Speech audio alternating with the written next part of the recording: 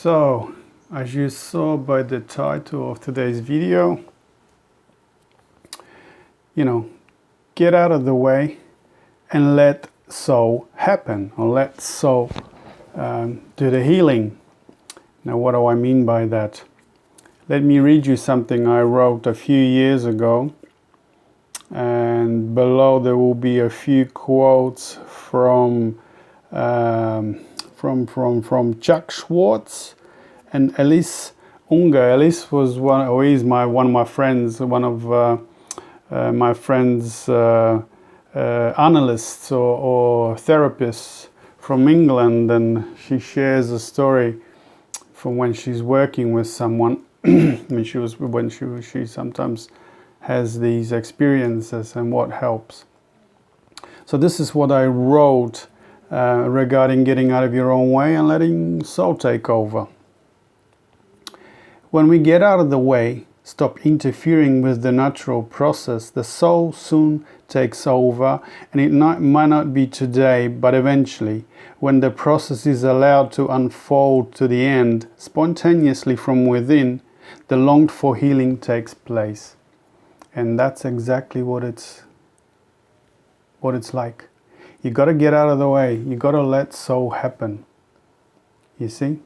And this is what Chuck Schwartz, I'm not sure who Chuck Schwartz is, but he sounds like a Jungian. He's talking about Marie-Louise von Franz, so I'm sure he might be a Jungian. Anyway, this is what he wrote. When Marie-Louise von Franz was 41, Jung permitted her to take on her first client. Now she worked with Jung. She was one of his. She worked together with Jung at the same time while Jung was alive, and she was one of his friends and his assistants, and she was a psychoanalyst.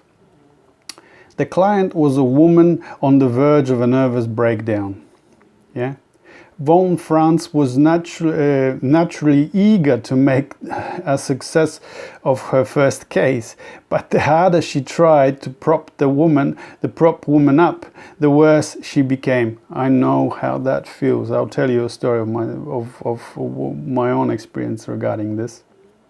In despair, she turned to Jung, who advised her to let the client have the nervous breakdown. It's a strange a strange suggestion, but you will see what I mean. Von Franz backed off and stopped straining to help, and the woman soon made a full recovery. So she stopped interfering. She said that this was the most important lesson she ever had on the therapeutic technique, showing her the limitations of willpower and the ego, and the role of the unconscious as the center of personality. Chuck Schwartz. Yeah, exactly that.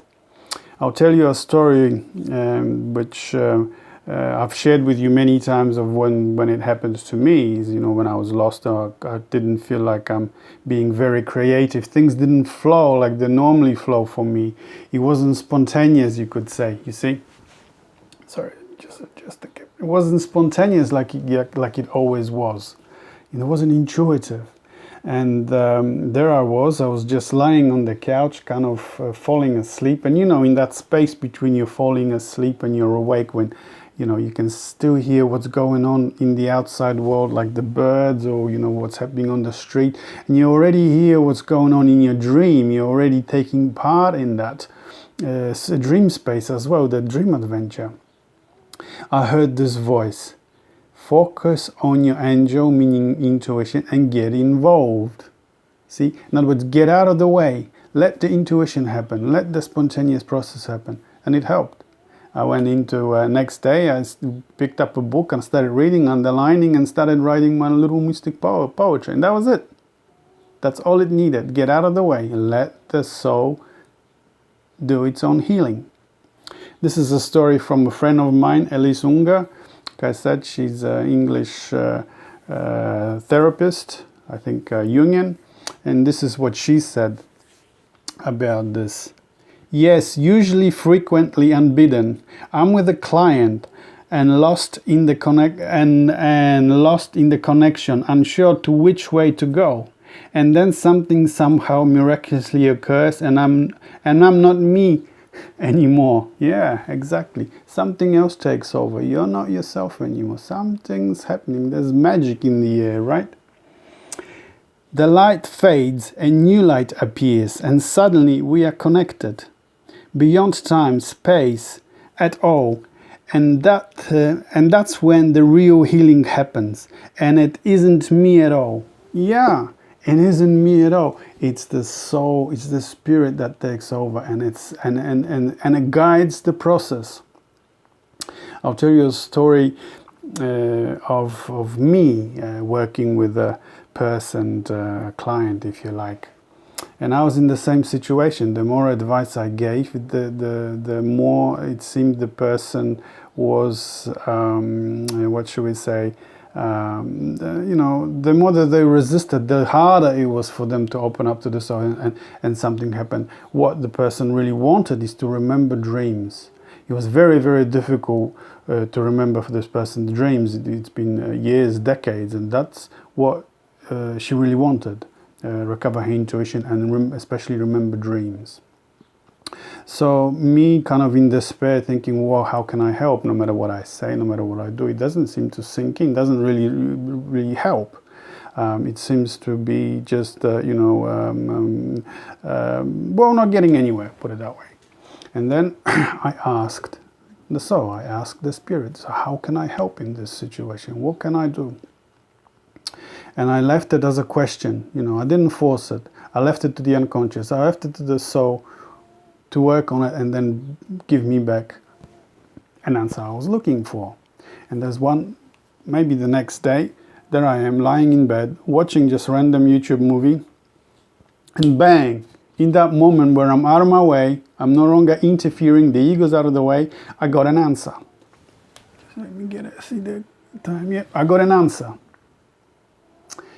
The next day, I wrote to this person, this is what I would like, this is what I got, and this is what it was said for you, what the spirit suggested.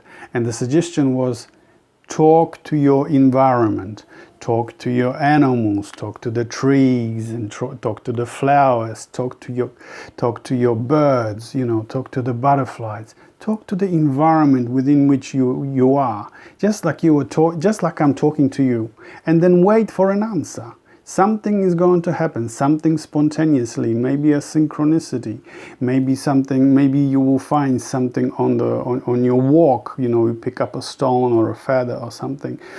Just talk to the environment, like I'm talking to you, like you're talking to a friend. And you know what? A few days later, maybe a week later, I get a exciting reply. My first dream, I remembered my first dream. It wasn't a whole dream, but at that space, when you, like I was just telling you, at that space between falling asleep and still being awake, when you're already 1 foot in the dream life, in the dream events, she had an experience, she had a dream. So you see? She got out of the way. I got out of the way. All my instructions were useless. It was the soul that took over, and the spirit took over. The unconscious took over, and it helped, and it worked. So that's the very, very important lesson, especially if you're helping someone or if you're working with someone, like Franz tried, like I tried.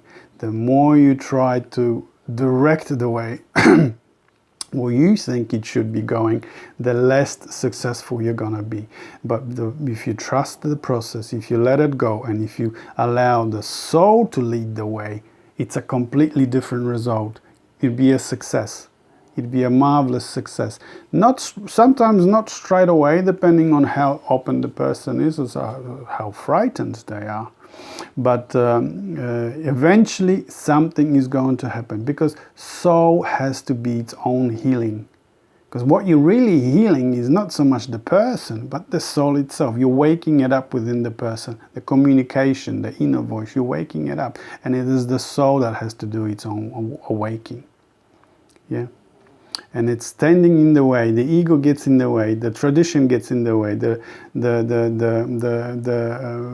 instructions, the laws and rules. Religion is the worst offender of this. They do it all the time. You have to remember quotes, and you have to remember passages. You beat yourself over the head with the scripture, and then you have this ritual which is already dead. It doesn't really do anything because it's mechanical. And it doesn't really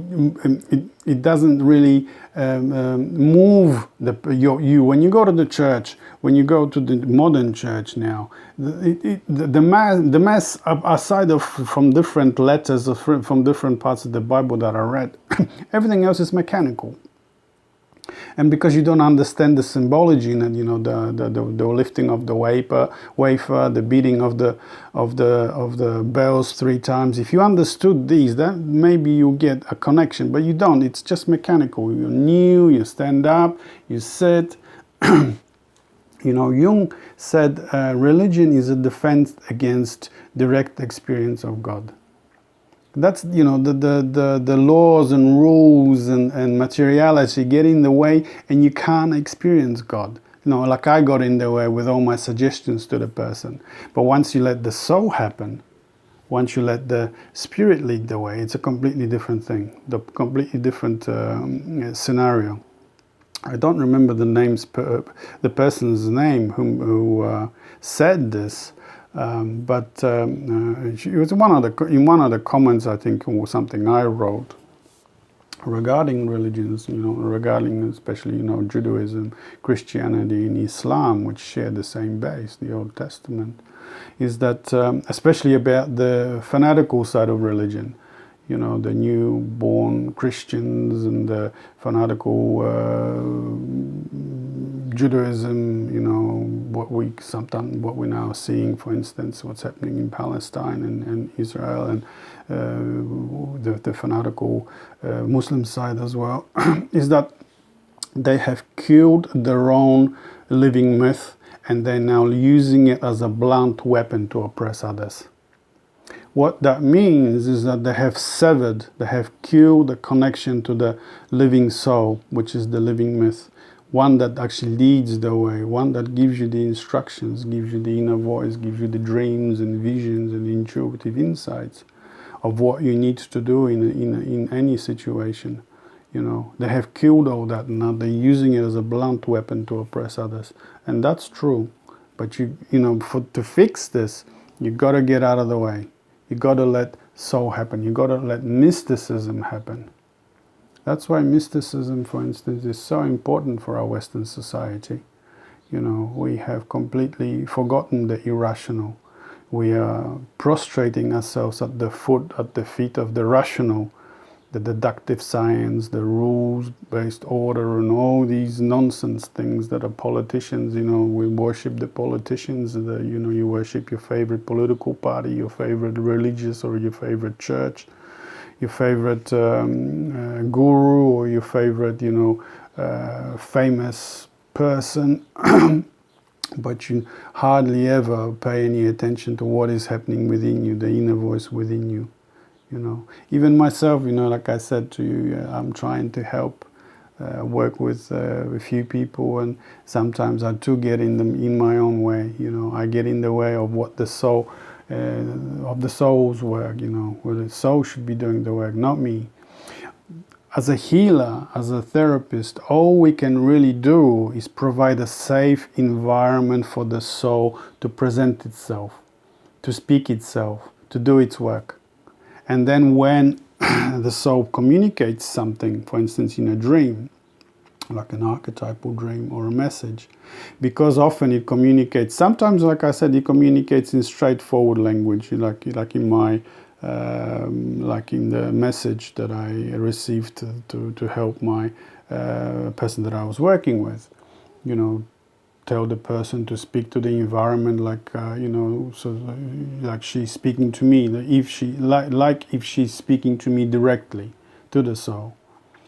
to create that environment. But a lot of times, especially in dreams, the soul will have its own. It has its own language. It has its own symbolic, mythopoetic language. The symbols of the tree and the water and the gold and the silver, black, white, up and down, blue, fire. All these are symbolic, and you have to understand its language. So that's someone like me who understands that language comes in handy, because people come to me with dreams that they don't understand, and they receive the dream in the language of the soul. And what I do as a healer, as a therapist, is translate that into the human language, in this instance into English. So we as healers do really two things. We provide the safe environment for the soul to speak itself, to begin the healing process of the person, the healing process of the soul itself. And then when the soul speaks itself in its own language, the ability to translate the language of the soul into English. And that's all we do, really. And Jung understood that. He understood that very well. I remember many instances in his stories when someone came to him and they had a big dream where the unconscious was already communicating to the person. He would say, just listen to the unconscious, listen to the spirit. You don't need anyone's help. Just, it's been guiding you well up to now. It will keep guiding you. Just keep going with that, and you don't need to see me. You don't need to see anybody.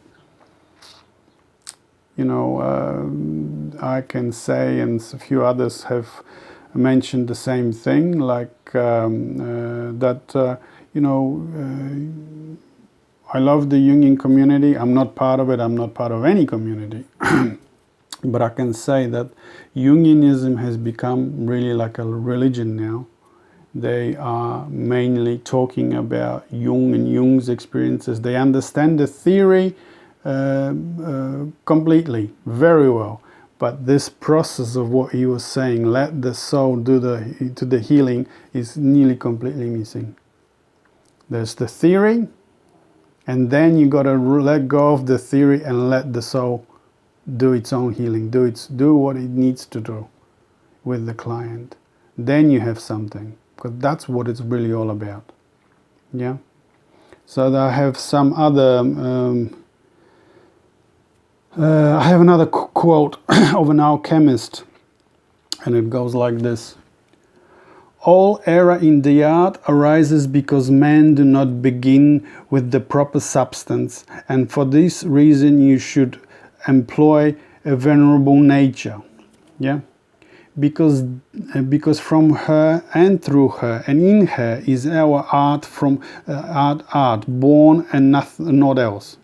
And so our magisterium is the work of nature and not of the worker. You see? So our magisterium, our work, is the work of nature, not of the worker. Yeah. So that's all I wanted to talk to you about is, get out of the way, let so happen, and then magic and miracles will happen too. Okay, I'll see you on the next one. Bye.